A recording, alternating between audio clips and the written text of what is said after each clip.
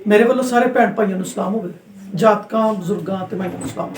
ਅੱਜ ਦੀ ਗੱਲ ਦੇ ਨਾਲ ਨਾਸਰ ਜਮੀਲ ਹਾਜ਼ਰ ਖਿਦਮਤ ਹੈ। ਔਰ ਨਾਜ਼ਰੀਨ, ਅੱਜ ਦੀ ਗੱਲ ਜਿਹੜੀ ਹੈ ਉਹ ਬੜੀ ਦਿਲਖਰਾਸ਼ ਹੈ, ਉਹ ਬੜੀ ਤਕਲੀਫ ਦੇ ਹੈ, ਉਹ ਬੜੀ ਪਰੇਸ਼ਾਨੀ ਦੀ ਹੈ, ਉਹ ਬੜੇ ਜ਼ੁਲਮ ਦੀ ਹੈ ਔਰ ਉਹ ਬੜੇ ਜ਼ਬਰ ਦੀ ਹੈ ਔਰ ਇੱਥੇ ਬੜੀ ਵੱਡੀ ਗੁਲਾਮੀ ਦੀ ਹੈ ਔਰ ਗੁਲਾਮਾਨਾ ਜ਼ਹਿਨੀਅਤ ਦੀ ਹੈ।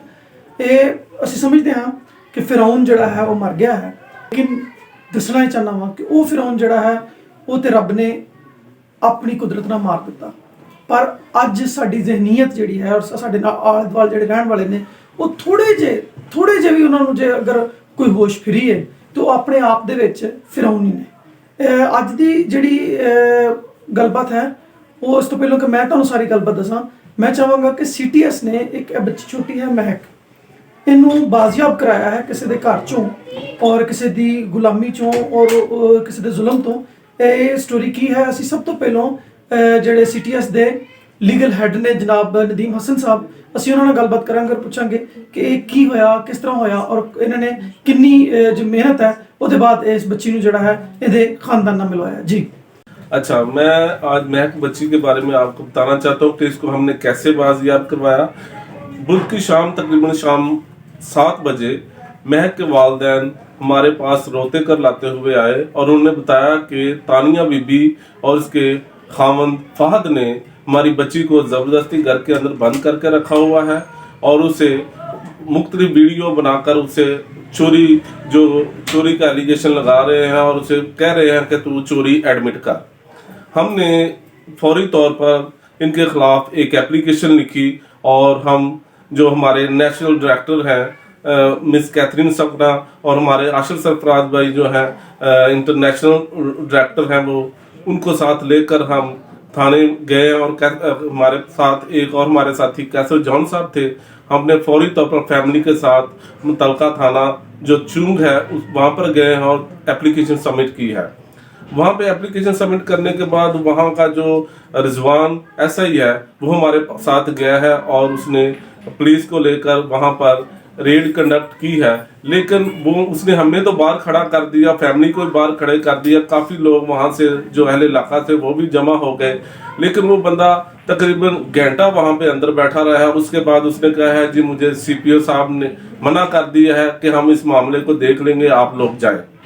उसके बाद हमने 15 पे कॉल की है। 15 पे कॉल करने के बाद काफ़ी लोग, काफ़ी एजेंसीज, बल्कि हमने 15 पे again and again time call किया। वहाँ पे काफ़ी ज़्यादा एजेंसीज, इवन के डॉल्फिन्स और काफ़ी एजेंसीज के लोग इकट्ठे हो गए, काफ़ी ज़्यादा पुलिस जमा हो गई, लेकिन वो सब नाकाम हो गई कि हर बंदा यही कह रहा था कि CPO साहब ने हमें मना कर दिया है, सॉरी हम कुछ नहीं कर सकते। रात को हम तकरीबन 3 बजे के करीब 2-3 के दरमियान हम वापस लौट कर आ गए, क्योंकि वहाँ पे कोई बंदा भी हमारी बात सुनने के लिए तैयार नहीं था। उसके बाद हमने कल फिर सेशन कोर्ट में हेबियस पिटीशन फाइल की ताकि बच्ची को रिकवर किया जाए।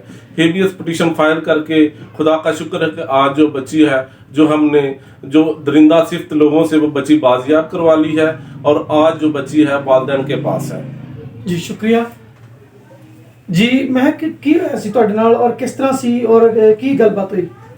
उन्होंने मुझे मारा भी था और फैन के साथ लटका के रस्सियों से भी मारा था और फिर उन्होंने कमरे में मुझे बंद करके भी रखा था। उन्होंने रोटी तक नहीं मुझे दी, उन्होंने पानी भी नहीं दिया और वहाँ पे मैं बैठी हूँ अपनी पुप्पो को चिल्लाती रही, पुप्पो आप दरवाज़ा खोलें। एक मिनट पुप्पो ने भी नहीं खोला।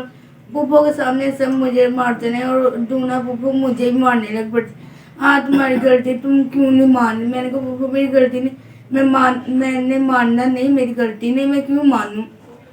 आपकी पुप्पो भी वहाँ काम करती है? हाँ जी, तो वहाँ से पुप्पो ने भी मारा और जो जहाँ पे मैं काम करती थी उन लोगों की फिर वाइफ ने भी मारा, वाइफ की बहन ने भी मारा और फिर दूसरों ने भी मारा। जो उन लोगों की साड़ी थी ना उसने भी मारा और फिर फहद भाई ने भी मारा। उनकी क्या चीज़ चोरी हुई थी जिसके लिए वो कह रहे थे कि चोरी मानो? उन लोगों की कोई चीज़ नहीं थी चोरी हुई। तो वो क्या कह रहे थे, क्यों कह रहे थे चोरी मानो? वो मेरी पुप्पो मुझे उधर से निकालना चाह रही थी और फिर भी बाजी ने रखा से पुप्पो ने 5,000 रुपया ले लिया और फिर बाजी ने इल्ज़ाम मेरे पे लगा दी। हाँ जी, ये महक ने मेरे 5,000 रुपये उठाए, मैंने नहीं उठाए। और फिर वो मेरे पे ज़्यादा पैसे के नाम ले रहे हैं और फिर मेरे पे कंगन का भी, सोने के कंगन का भी कह रहे हैं। तो अब आप कैसे यहाँ अपने माँ बाप के पास पहुँची हैं? मुझे ये अंकल का मैं बार बार थैंक यू कहना चाह रही, ये अंकल ने मुझे लेके आए हैं। अच्छा, तो अब आप अपने माँ बाप के साथ जा रही हैं? हाँ जी। नाज़रीन, बच्ची महक ਦੇ ਵਾਲਿदैन ਨੇ, ਅਸੀਂ ਇਹਦੇ ਵਾਲਿਦ को ਪੁੱਛਾਂਗੇ ਕਿ ਇਹ ਕਦੋਂ ਦਾ ਵਾਕਿਆ ਹੈ, ਕਿਸ ਤਰ੍ਹਾਂ ਹੋਇਆ ਔਰ ਇਹ ਬੱਚੀ ਉਹਨਾਂ ਦੇ ਘਰ ਕਿਸ ਤਰ੍ਹਾਂ ਗਈ। ਜੀ, ਕੀ ਨਾਮ ਹੈ ਤੁਹਾਡਾ? ਅਰਸ਼ਦ ਜੀ। ਅਰਸ਼ਦ ਸਾਹਿਬ, ਇਹ ਬੱਚੀ ਕਿਸ ਤਰ੍ਹਾਂ ਉੱਧਰ ਗਈ ਸੀ ਔਰ ਕੀ ਹੋਇਆ? ਉਹਨਾਂ ਦੇ ਘਰ ਕੰਮ ਕਰਦੀ ਸੀ। ਇਹ ਤੁਸੀਂ ਆਪ ਹੀ ਰਖਵਾਈ ਸੀ? ਨਹੀਂ, ਇਹਦੀ ਫੁੱਫੜ ਨੇ ਰਖਵਾਈ ਸੀ। ਅੱਛਾ, ਤੇ ਉਧਰ ਹੀ ਹੋਇਆ ਜੋ ਕੁਝ ਵੀ ਹੋਇਆ, ਸਾਨੂੰ ਕਿਸੇ ਗੱਲ ਦਾ ਨਹੀਂ ਸੀ ਪਤਾ। ਇਹ ਉਹਨਾਂ ਦੇ ਘਰੋਂ ਨੱਸ ਕੇ ਆਈ ਹੈ ਤੇ ਦੂਸਰੇ ਦਿਨ ਬਾਅਦ ਤੇ ਸਾਨੂੰ ਇਸ ਗੱਲ ਦਾ ਪਤਾ ਲੱਗਾ ਹੈ ਤੇ ਅਸੀਂ ਇਸ ਕੰਮ ਪਿੱਛੇ ਟੁਰੇ ਸੀ। ਨਹੀਂ ਤਾਂ ਸਾਨੂੰ ਨਹੀਂ ਸੀ ਪਤਾ, ਭਾਵੇਂ ਬੱਚੀ ਨੂੰ ਜੋ ਮਰਜ਼ੀ ਕਰ ਲੈਂਦੇ। ਪਰ ਜਦੋਂ ਬੱਚੀ ਘਰ ਨੱਸ ਕੇ ਆ ਗਈ ਤੇ ਫਿਰ ਉਹ ਤੋਂ ਉਹਨਾਂ ਦੇ ਕੋਲ ਕਿਸ ਤਰ੍ਹਾਂ ਟੁਰ ਗਈ? ਇਹਦੀ ਮਾਮਾ ਕੋਲ ਆ ਗਏ ਸਾਨੂੰ 10 ਮਿੰਟਾਂ ਬਾਅਦ ਤੇ ਮਾਮਾ ਇਹਦੇ ਕੋਲ ਉਹਨਾਂ ਬੱਚੀ ਨੂੰ ਖੋ ਕੇ ਦੁਬਾਰਾ ਫਿਰ ਲੈ ਗਏ ਸਨ। ਅੱਛਾ, ਸਾਨੂੰ ਕਿਸੇ ਗੱਲ ਦਾ ਪਹਿਲੇ ਨਹੀਂ ਸੀ ਪਤਾ। ਜਿਸ ਟਾਈਮ ਖੋ ਕੇ ਲਗਾਏ ਨੇ ਅਸੀਂ ਫਿਰ ਇਸ ਗੱਲ ਪਿੱਛੇ ਟੁਰੇ ਆ ਤੇ ਭੱਜੇ ਆ। ਪਹਿਲੇ ਸਾਨੂੰ ਕੁਝ ਪਤਾ ਨਹੀਂ ਵੀ ਕਿੰਨਿਆਂ ਦਿਨਾਂ ਦੀ ਗੱਲ ਹੈ, ਕਿੰਨਿਆਂ ਦਿਨਾਂ ਤੋਂ ਮਾਰ ਕੁੱਟ ਰਹੇ ਨੇ, ਕੀ ਕਰ ਰਹੇ ਨੇ, ਕਿਉਂਕਿ ਅਸੀਂ 8 ਦਿਨਾਂ ਬਾਅਦ ਹਫਤੇ ਦੇ ਹਫਤੇ ਲੈ ਕੇ ਆਉਂਦੇ ਸੀ ਔਰ ਜਿਹੜਾ ਸਵੇਰ ਹਫਤਾ ਇਹਦੀ ਸ਼ਾਮ ਨੂੰ ਅਸੀਂ ਜਾਣਾ ਸੀ ਤੇ ਸਾਨੂੰ ਕੁਝ ਪਤਾ ਲੱਗਦਾ ਜਾਂ ਸਾਨੂੰ ਘਰ ਬੈਠੇ ਨੂੰ ਫੋਨ ਤੇ ਆਖ ਦਿੰਦੇ ਕਿ ਸਾਨੂੰ ਕੋਈ ਕੰਮ ਹੈ ਤੇ ਤੁਸੀਂ ਬੱਚੀ ਨੂੰ ਨਾਲ ਲੈਣ ਆਵੋ, ਤੇ ਅਸੀਂ ਨਹੀਂ ਸੀ ਲੈਣ ਜਾਣਾ। ਅੱਗੇ ਜੋ ਕੁਝ ਵੀ ਸੀ ਉਹਦਾ ਸਾਨੂੰ ਨਹੀਂ ਸੀ ਪਤਾ ਹੈਗਾ। ਅੱਛਾ, ਤੇ ਤੁਸੀਂ ਕੀ ਕੰਮ ਕਰਦੇ ਹੋ? ਮੈਂ ਬਿਕਨੋ ਸਕੂਲ 'ਚ ਲੱਗਾ, ਸਫਾਈ ਦਾ ਕੰਮ ਕਰਦਾ। ਅੱਛਾ, ਇਸ ਤਰ੍ਹਾਂ ਦਾ ਕੰਮ ਕਰਦੇ ਹੋ। ਤੇ ਹੁਣ ਇਹ ਜਿਹੜੀ ਬੱਚੀ ਹੈ ਤੁਹਾਨੂੰ ਕਿਸ ਤਰ੍ਹਾਂ ਵਾਪਸ ਮਿਲੇਗੀ? ਬੱਚੀ ਹੁਣ ਸੀਟੀਐਸ ਨੇ ਲੈ ਕੇ ਦਿੱਤੀ ਹੈ। ਪੰਜਾਬ ਪੁਲਿਸ ਨੇ ਸਾਡੀ ਕੋਈ ਗੱਲਬਾਤ ਨਹੀਂ ਸੁਣੀ। 2-3 ਦਫਾ ਉੱਥੇ ਗਏ ਨੇ ਤੇ ਅੰਦਰ ਜਾਂਦੇ ਸਨ ਤੇ ਇੱਕ ਅੱਧਾ ਜਾਂਦਾ ਸੀ, ਉਹਨੂੰ ਮਿਲ ਕੇ ਵਾਪਸ ਆ ਜਾਂਦਾ ਸੀ ਤੇ ਆਂਦੇ ਸਨ ਤੇ ਸਵੇਰ ਤੁਹਾਡੇ ਨਾਲ ਗੱਲ ਕਰਾਂਗੇ, ਸਵੇਰ ਗੱਲ ਕਰਾਂਗੇ। ਸਾਨੂੰ ਕੁਝ ਵੀ ਨਹੀਂ ਸਨ ਦੱਸਦੇ, ਸਿੱਧੀ ਗੱਲ ਤੇ ਵਾਪਸ ਚਲੇ ਜਾਂਦੇ ਸਨ। ਉਲਟਾ ਸਾਨੂੰ ਗਾਲਾਂ ਤੇ ਬੇਇੱਜ਼ਤੀ ਕਰਕੇ ਜਾਂਦੇ ਸਨ ਕਿ ਨਹੀਂ ਤਾਂ ਅਸੀਂ ਤੁਹਾਨੂੰ ਟੂੰਗ ਠਾਣੇ ਤੇ ਜਾ ਕੇ ਪੁੱਠਿਆ ਟੰਗਾਂਗੇ ਤੇ ਬਾਕੀ ਗੱਲ ਫਿਰ ਤੁਹਾਡੇ ਨਾਲ ਕਰਾਂਗੇ, ਤੁਹਾਨੂੰ ਬੰਦੇ ਦੇ ਪੁੱਤਰ ਬਣਾਵਾਂਗੇ। ਸਾਡੀ ਪੰਜਾਬ ਪੁਲਿਸ ਨੇ ਜਿਹੜੀ ਨਾ ਚੁੰਗ ਥਾਣੇ ਦੀ ਨਾ ਸਾਡੀ ਕੋਈ ਗੱਲਬਾਤ ਨਹੀਂ ਸੁਣੀ, ਖਾਸ ਕਰਕੇ ਜਿਹੜਾ ਰਜ਼ਵਾਨ ਥਾਣੇਦਾਰ ਹੈ ਜਿਹਨੂੰ ਅਸੀਂ ਲੈ ਕੇ ਆਏ ਸਾਂ। ਬੜੀ ਮਿਹਰਬਾਨੀ ਜੀ। ਭੈਣ, ਕੀ ਨਾਂ ਹੈ ਤੁਹਾਡਾ ਔਰ ਤੁਸੀਂ ਕੀ ਕਹੋਗੇ? ਜਦ ਮੈਨੂੰ ਦੱਸਿਆ ਉਸ ਤੋਂ ਬਾਅਦ ਇਹਦੀ ਪੁੱਪੋ ਤੇ ਕੋਠੀ ਵਾਲੀ ਸਾਰੀਆਂ ਬਾਜੀ ਆਈ ਨੇ, ਉਹ ਲੈ ਕੇ ਗਿਆ ਨੇ। ਉਸ ਤੋਂ ਬਾਅਦ ਮੈਂ ਗਈ ਉਹਨਾਂ ਦੇ ਘਰ, ਉਹਨਾਂ ਕਮਰੇ 'ਚ ਬੰਦ ਕੀਤਾ ਸੀ।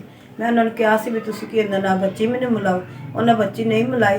ਉਹਨਾਂ ਨੇ ਕਿਹਾ ਦਰਵਾਜ਼ਾ ਖੋਲ ਦਿਓ, ਉਹਨਾਂ ਦਰਵਾਜ਼ਾ ਨਹੀਂ ਖੋਲ੍ਹਿਆ। ਉਹਨਾਂ ਨੇ ਗੁੰਮਰਾਹ ਕੀਤਾ ਸੀ। ਇਹ ਅੱਜ 3-4 ਦਿਨਾਂ ਬਾਅਦ ਸਾਨੂੰ। ਨਾਜ਼ਰੀਨ, ਤੁਸੀਂ ਸੀਟੀਐਸ ਦੇ ਲਾਇਰ ਦੀ ਗੱਲਬਾਤ ਸੁਣੀ, ਤੁਸੀਂ ਇਸ ਬੱਚੀ ਦੀ ਗੱਲਬਾਤ ਸੁਣੀ, ਤੁਸੀਂ ਇਹਦੇ ਬਾਪ ਔਰ ਮਾਂ ਦੀ ਗੁਫ਼ਤਗੂ ਸੁਣੀ। ਇਹ ਇੱਕ ਦਿਲ ਦਹਿਲਾ ਦੇਣ ਵਾਲਾ ਵਾਕਿਆ ਹੈ। ਇਹ ਇੱਕ ਵਾਕਿਆ ਨਹੀਂ, ਇਹ ਇੱਕ ਰਵੱਈਆ ਹੈ।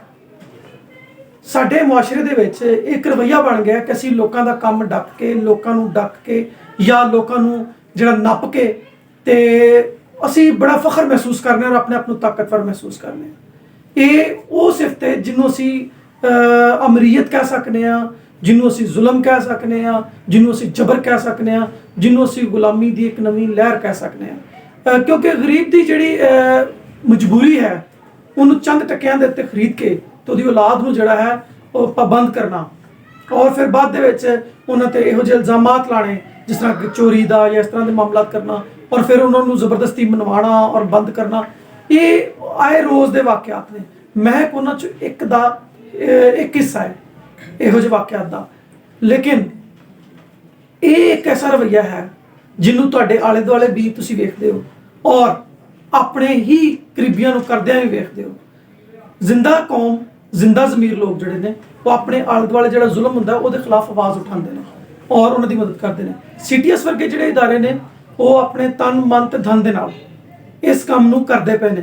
ਅਸੀਂ ਇਹਦੇ 'ਚ ਕਿੰਨਾ ਹਿੱਸਾ ਪਾਉਂਦੇ ਪਏ ਹਾਂ, ਇਹ ਸਵਾਲ ਇਸ ਪ੍ਰੋਗਰਾਮ ਨੂੰ ਵੇਖਣ ਤੋਂ ਬਾਅਦ ਆਪਣੇ ਆਪ ਨੂੰ ਪੁੱਛਣਾ ਔਰ ਅਗਰ ਕਿਸੇ ਲਈ ਕੁਝ ਕਰ ਸਕਦੇ ਹੋ ਤਾਂ ਜ਼ਰੂਰ ਕਰਨਾ।